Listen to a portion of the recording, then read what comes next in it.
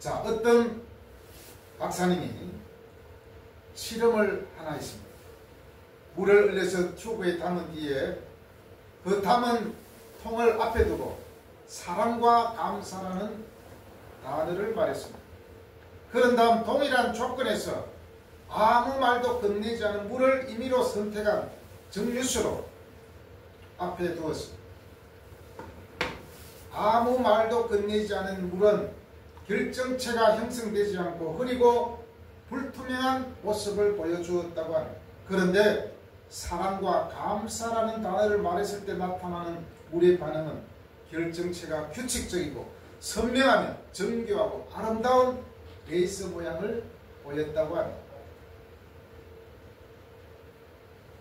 이 박사님은 다시 또 물에게 말합니다. 너는 내게 깊은 상처를 주어서 너를 죽여버릴 거야 라는 말을 건넨 후에 자세히 관찰하였습니다.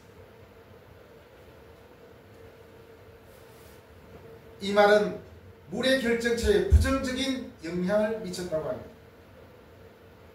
에모트 박사님은 이 결정체를 뒤틀리고 파괴되고 분열된 상태라고 말했습니다. 결정체가 거의 형성되지 않은 이 곤란한 상태는 사랑과 감사, 결정체의 순수한 아름다움과는 완전 딴판이었습니다. 자, 이렇게 몇 마디 말도 물의 결정체에 큰 영향을 미치는 강력한 의지를 담은 감사가 우리 삶에, 여러분의 삶에 어떤 영향을 미칠지 상상해 보시기 바랍니다.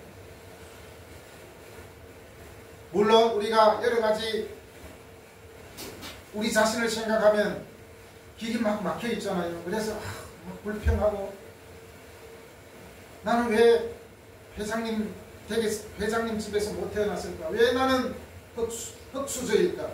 금수저를 부러워하고 불평을 합니다. 그러면 일이 해결이 되겠습니까? 네. 하물 물도 나쁜 말을 하니까 나쁘게 형성되는데 우리 삶에는 엄청난 영향을 미치겠죠. 자, 우리가 감사할 때 어떤 전제 조건이 있어야 됩니까? 지난번에 말씀드렸죠. 나는 하나님 앞에 누구인가? 의인은 없나니 하나도 없다라고 말했습니다. 우리 모두는 하나님 앞에 우선은 죄인입니다.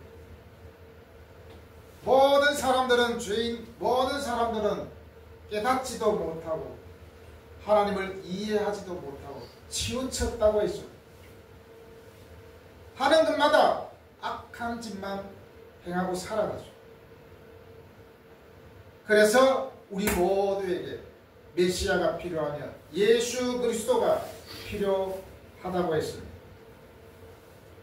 그렇다면 하나님은 도대체 나에게 누구인가? 여기에서 결정됩니다. 하나님은 누구인가? 하나님은 누구인가가 분명하게 우리한테 정립되어질 때 감사가 나오게 되는 것입니다. 자, 오늘 2절을 우선 보도록 하겠습니다. 보라, 하나님은 나의 구원이시라. 내가 신뢰하고 두려움이 없으리니 주 여호와는 나의 힘이시며 나의 노래시며 나의 구원이시니라. 무엇보다도 하나님은 우리에게가 아니라 나에게 적용되어야 되는 거죠. 나에게 누구냐라는 것입니다. 하나님은 나의 구원이시다. 그리고 뒤에 또 나오죠. 나의 힘이시며 나의 노래이시며 나의 구원이십니다. 하나님은 나의 구원이라는 겁니다. 보라는 것은 아주 중요한 것을 말할 때 관심을 집중시키기 위해서 이 보라고 사용합니다. 보라. 나의 구원이시다. 여기서 구원이라는 것은 원어에서 예수아라고 합니다. 예수아. 예수와 하면 생각나는 게 있습니까? 바로 예수와는 예수 그리스도를 말합니다. 메시아 되시는 예수님을 말합니다. 바로 하나님은 나의 구원이시기 때문에, 예수 그리스도는 나의 구원이시기 때문에 그분을 신뢰하고 두려움이 없으리니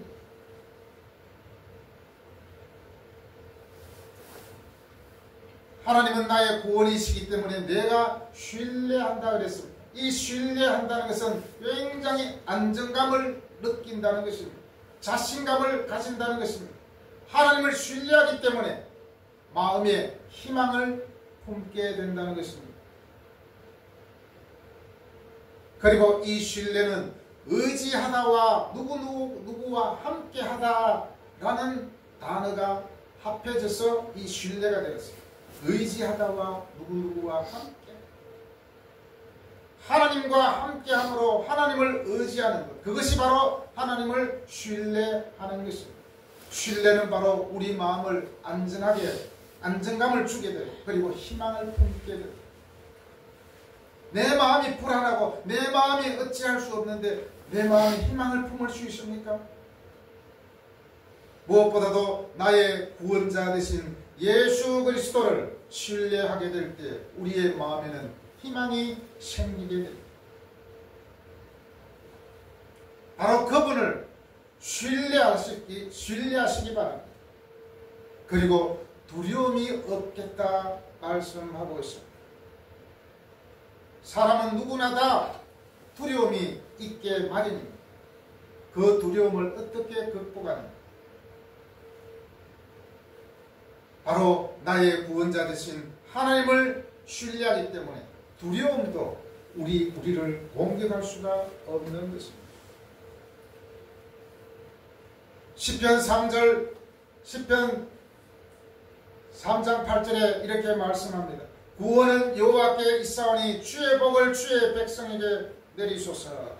바로 구원은 여호와께 있사오니 하나님께 구원이 있다는 것입니다. 그래서 우리는 오직 하나님만을 신뢰하고 그분을 통하여서 두려움이 없어지게 되는 것입니다. 그리고 마태복음 1장 21절에서 말씀합니다. 그의 이름을 예수라 하라. 이는 그가 자기 백성을 그들의 죄에서 구원할 자이심이라. 이렇게 하나님은 나의 구원자이시기 때문에 우리는 신뢰할 수 있는 것입니다. 여기서 신뢰한다는 것은 아까도 말씀드렸지만 부연설명하자면 바로 구원의 하나님을 확신한다는 것입니다. 그리고 안전하게 우리를 보호하신다는 것입니다.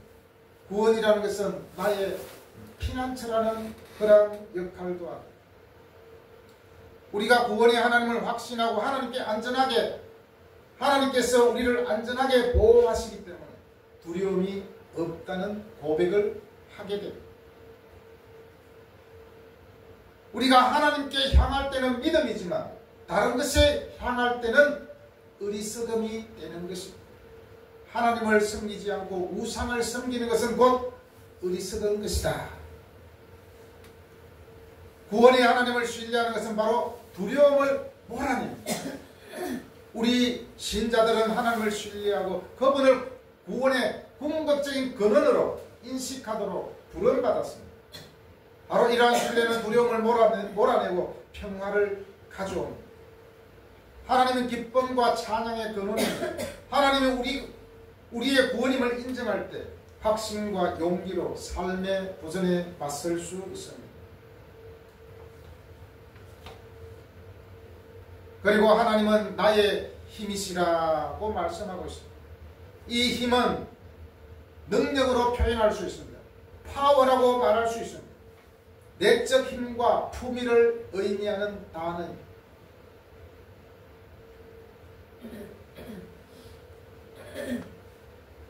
하나님께서 나의 힘이 되시기 때문에 우리는 두려워하지 않고 오히려 감사할 수 있는 것입니다.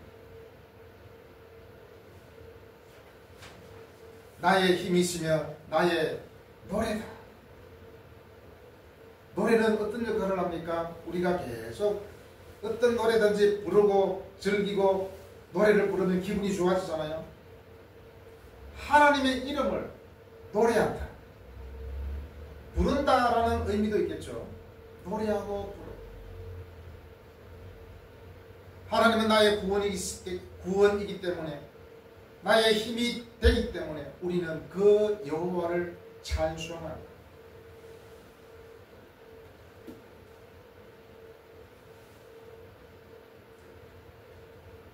다시 이제 1절로 돌아오도록 하겠습니다. 1절에서 여호와여 주께서 전에는 내게 노하셨사오나 이제는 주의 진노가 돌았었고 또 주께서 나를 아니하시오니 내가 주께 감사하겠나이다 할 것이다. 여기서 그날은 하나님의 진노에서 하나님의 위로로 바뀌는 날입니다.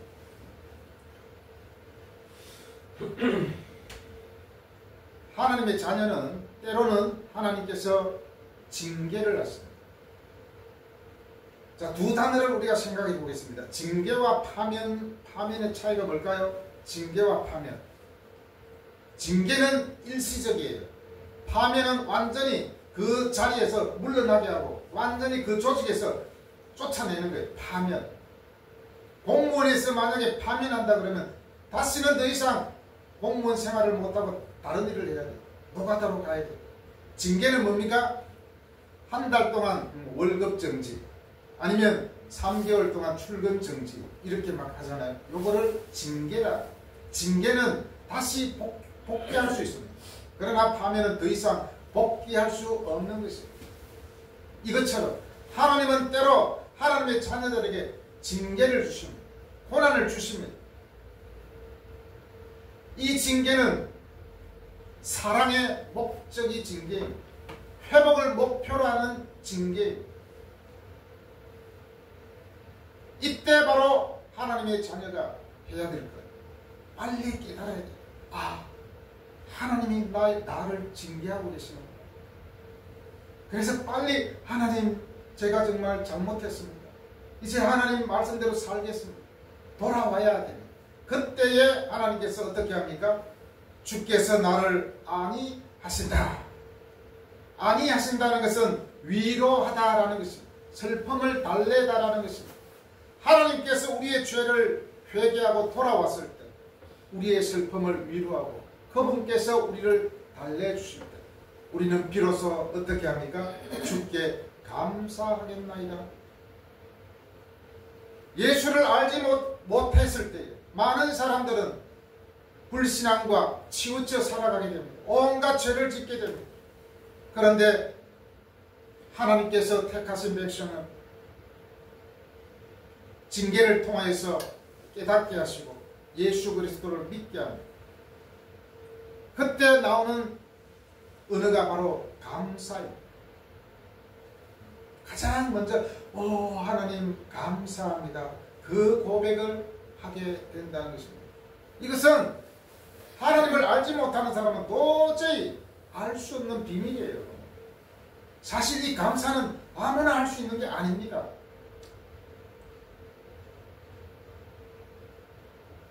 많은 사람들은 1년이라도 감사라는 단어를 쓰지 않습니다. 이것은 당연히 내가 누려야 될 권리이지, 이렇게 말합니다. 당연한 걸로 여깁니다. 숨 쉬는 것도 당연하다고 여깁니다. 밥 먹는 것도 당연하다고 여깁니다. 그러나 당연하지 않습니다. 밥도 제대로 못 먹는 사람이 지금 얼마나 많은지 모릅니다. 돈이 없어서 밥을 못 먹는다는 것이 아닙니다. 건강이 나빠져서 스스로 숟가락을 못 떠요. 물도 제대로 못 넘겨요. 숨도 제대로 못 쉬는 사람이 있어요. 예전에, 지금은 천국에 갔지만 자매가 한 분이 계셨잖아요.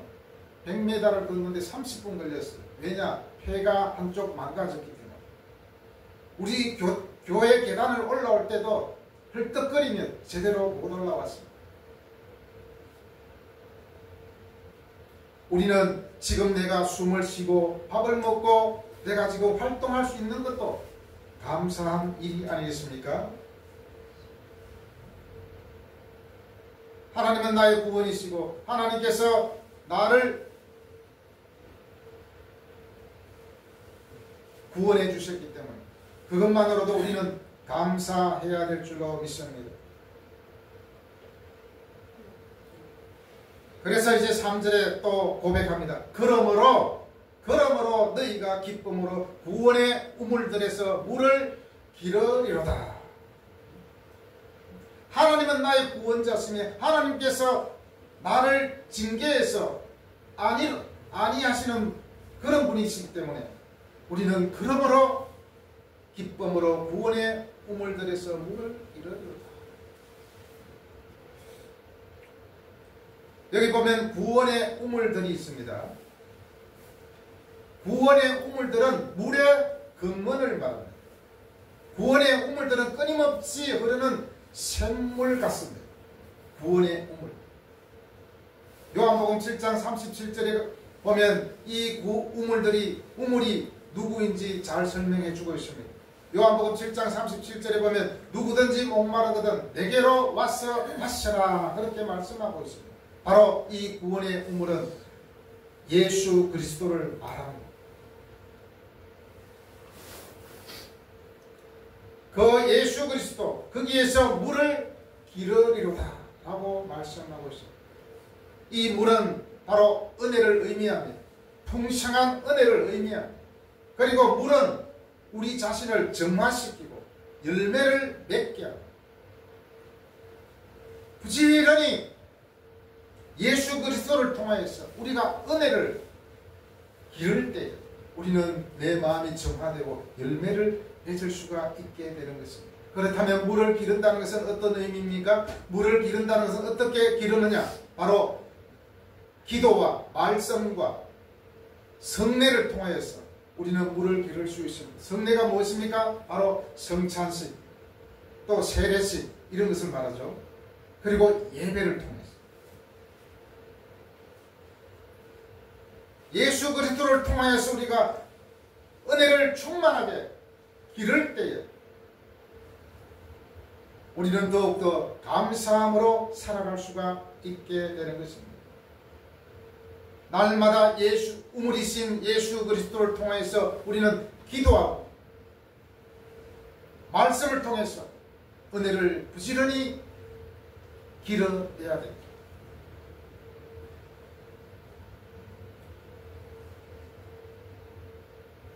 이제 나아가 우리가 종합적으로 말하는 것이 4절입니다. 4절 그날에 너희가 또 말하기를 여호와께 감사하라. 그의 이름을 부르며 그의 행하심을 만국 중에 선포하며 그의 이름이 높다 하라. 예수 믿는 사람이 해야 될 일 3가지가 나옵니다. 첫 번째로 감사입니다. 구원받은 백성의 최초의 은혜는 바로 감사입니다. 하나님 감사합니다. 하나님께 감사하면 또 많은 사람들에게 감사할 수 있습니다. 그리고 그의 이름을 부르는 것입니다. 하나님의 백성은 감사하며 또한 그의 이름을 부릅니다. 왜냐? 그의 이름은 바로 구원자시기 때문에 그분께서 우리에게 은혜를 주시기 때문에 우리는 그분의 이름을 부릅니다. 힘없고 빽없는 사람 이름을 부르지 않잖아요. 가능하면 힘 있는 사람을 찾잖아요. 그것처럼 하나님은 나의 힘이고 나의 구원이시기 때문에 우리는 그의 이름을 불러야 합니다. 성경에서 믿음의 사람들은 여호와의 이름을 불렀어요. 대표적으로 아브라함과 사무엘. 아브라함은 제단을 쌓고 여호와의 이름을 불렀어요. 이름을 불렀다는 것은 바로 기도했다는 것입니다. 하나님의 백성이 해야 될 말, 그의 행하심을 만국 중에 선포하는, 만국 중에 선포하는, 바로 하나님을 전가한다는 것입니다. 쉽게 말하면 전도한다는 것입니다. 하나님의 이름을 많은 사람들에게 알린다는 것입니다. 하나님이 나의 구원이 되듯이 바로 너에게도 구원이시고 나의 힘이 되듯이 너에게도 하나님은 너의 힘이야. 이렇게 알려주는 것입니다.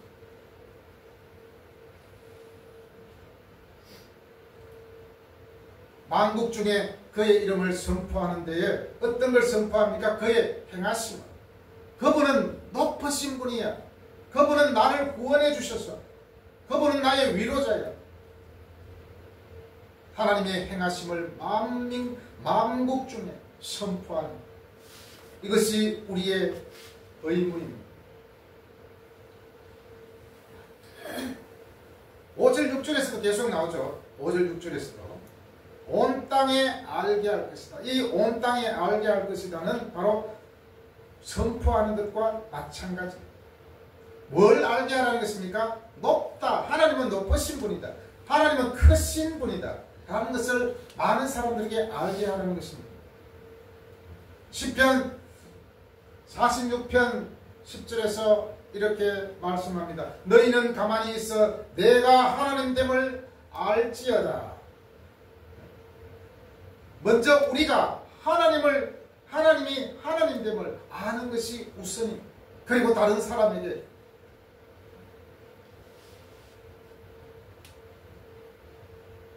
하나님은 바로 너의 하나님입니다. 그것을 많은 사람들에게 알게 해주라는 것입니다. 그리고 시편 9편 10절에서 또 말씀합니다. 주의 이름을 아는 자는 주를 의지하리이다. 주의 이름을 아는 사람은 그분을 부르고 또한 그분을 의지한다고 합니다. 아까 의지한다는 것은 신뢰하다라는 것이 의지하다라고 말씀드렸죠. 신뢰하는 것은 곧 그분을 의지하는 것이다. 이제 끝으로 6절에서 마찬가지로 또 말하죠. 4절에서 그의 이름을 부르며 그랬고 또 6절에서 시온의 주민아 소리 높여 부르라. 바로 하나님의 자녀들아 소리 높여 여호와의 이름을 불러라는 것입니다. 바로 그분은 거룩하신 이고 너희 중에 크심이라. 사랑하는 여러분, 왜 우리는 감사해야 됩니까? 바로 하나님은 나의 구원자시며 하나님은 나의 힘이시기 때문에. 나는 죄인이었지만 하나님께서 예수 그리스도를 통해서 나를 의인되게 해주셨사오니 바로 그것이 우리가 감사해야 될 일이 아니겠습니까? 감사가 사라진 삶은 그만큼 비참한 삶이 없습니다. 감사가 사라진 자리에 어떤 것이 여러분을 음습하고 있습니까? 불평과 시기와 질투, 이것들이 우리 삶 가운데 있다는 것입니다. 요한일서 4장 18절에서 사랑 안에 두려움이 없고 온전한 사랑이 두려움을 내쫓는다 그랬습니다. 하나님을 우리가 나의 구원자시고 나의 힘이심을 믿을 때에 우리에게는 두려움이 쫓아집니다. 히브리서 12장 29절에서 우리 하나님은 소멸하시는 분이다 라고 말씀합니다. 하나님은 모든 악을 소멸하시고 모든 악한 것을 소멸하시고 그 자리에 감사가 자리하게 합니다. 우리가 왜 감사해야 되는지 이것을 우리가 분명히 알고 우리 삶이 정말 감사하며 여호와의 이름을 부르며 만국 중에 그분을 선포할 수 있는 우리가 되기를 바랍니다. 기도하겠습니다. 하나님 아버지 감사합니다. 나의 구원자 되시며 나의 힘이 되시며 나의 노래